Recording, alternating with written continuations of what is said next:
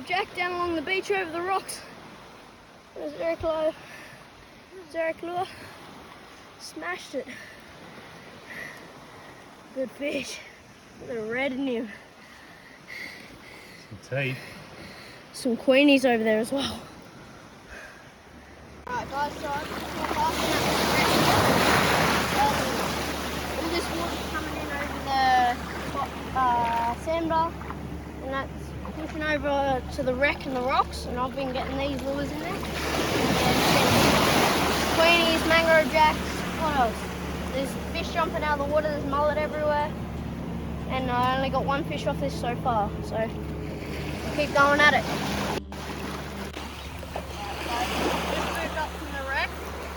There's a heap of little fish getting pushed over this, and there's big fish waiting over there, and there's big fish waiting here.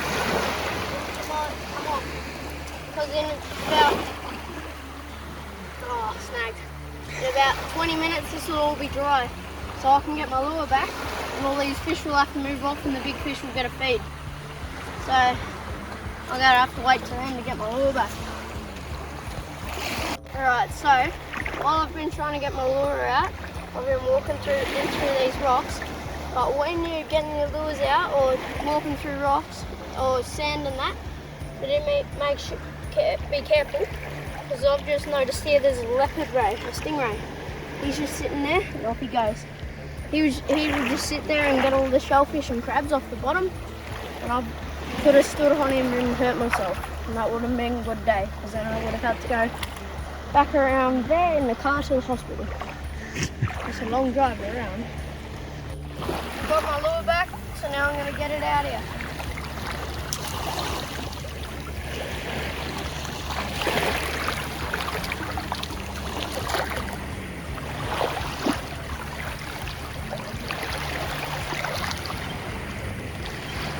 The water's so clear and nice and cold, and with these rocks it makes it easy to see in it. Like clear. It's easy to notice, so we noticed the stingray before, we're noticing all the little bait fish, they're easier to see now, and all the stuff on the bottom. Hope you don't see a crocodile sitting on the bottom, mate, it's stalking us. Right.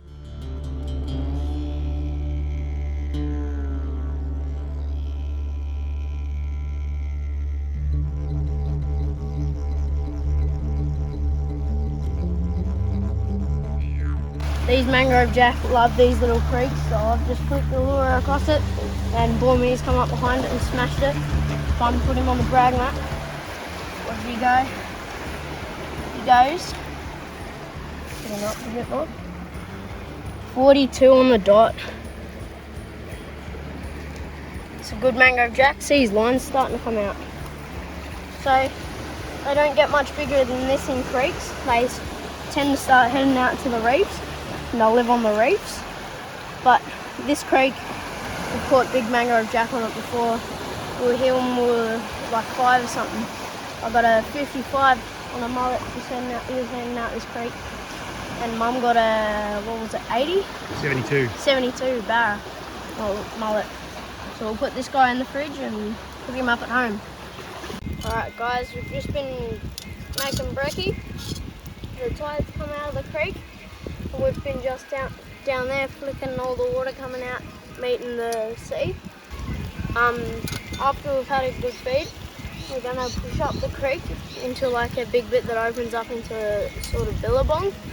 So we'll flick little plastics and hard bodies into there, hoping for, I don't know, a barra, a tarpon, mangrove jack, whatever fish is hungry.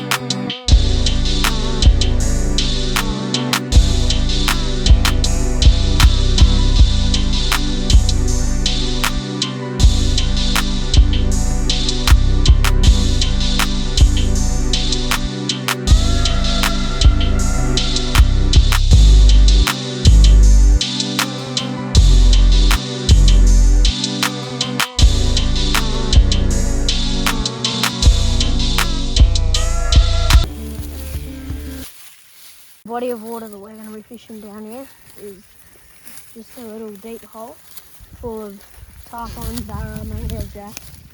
So we'll be flicking lures from that to that across it, hoping for a hit or something to grab it. So here's the water hole. All the water that came up in the creek last night has pushed up into this. So all the fish have had time to renew and get new water and possibly get new fish in here. But we've got to be careful because there's a massive crocodiles in here. Look at the water.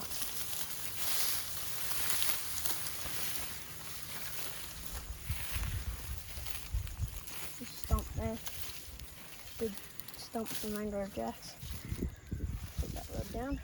I'll get in there. Alright guys, so the day ended and we came back here for a swim. We ended up getting 2 barra at that little billabong looking things. We've got one of the mangrove jack here that we're about to clean up. We're going to turn this fella into fish tacos tonight. So we're just going to gut him and cook him whole because we like to eat the cheeks. I like the eyes. And we'll strip him all down because then you get the, like almost all of the meat off him and the tail turns into like a big chip. So that's, we'll start. We're going to go put the sharp, got to have a sharp knife for this. Got to put your hand on there, make sure your fingers out of the way from the knife. And go up the, in the butthole and up, just cutting away. And then where the fin is, you've got to go like that, put the knife up and break through. You have a fair lot of blood in here. So open up that and see, I don't know if you can see in there, see all the stuff. And now that's all his guts, so I'll rip it all out.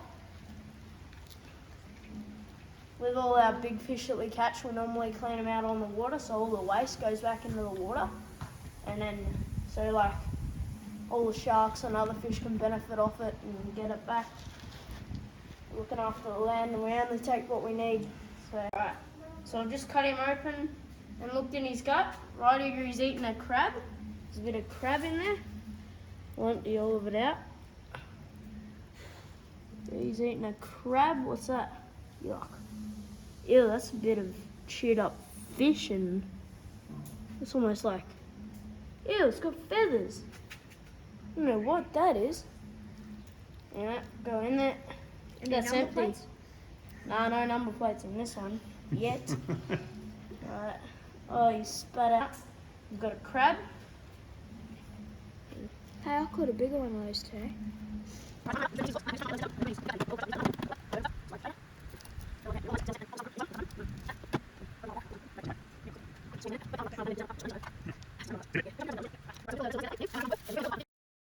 If you ever get the chance to go around to Mandora, try that creek. It's the first one around from the jetty with the 2 big concrete circles, and just goes off on the high tide. Enjoy it when you go there. Thanks for watching Top End Life.